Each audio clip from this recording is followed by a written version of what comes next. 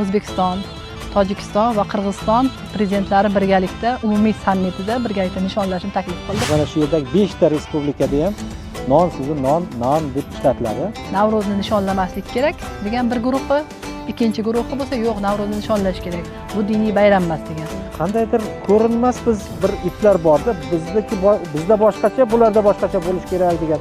Aslida bitta mintaqamizda ular xristian, musulmonchilikdan umuman xabari bo'lmagan ularni hech qachon sun'iy yo'l bilan ham to'sib bo'lmaydi, to'xtatib bo'lmaydi.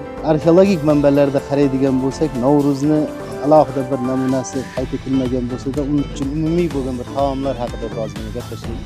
Bizni qishloqlarda bir vaqtlar qurttobo bo'lardi. Hozir ancha unutilgan, Tojikistonda hozir brend taomga aylanib, hatto UNESCOning nimasiga ovqatlar safiga kiritildi. Qurttobo nima degani? O'zi qurut degan so'z turkiy tildagi so'z. Shunday taomlardan biri tutmoch. Tutmoch bu ugra deb hozir saqlanib qolgan bir Tumoch deb ham aytishadi. Tumoch ham aytadi.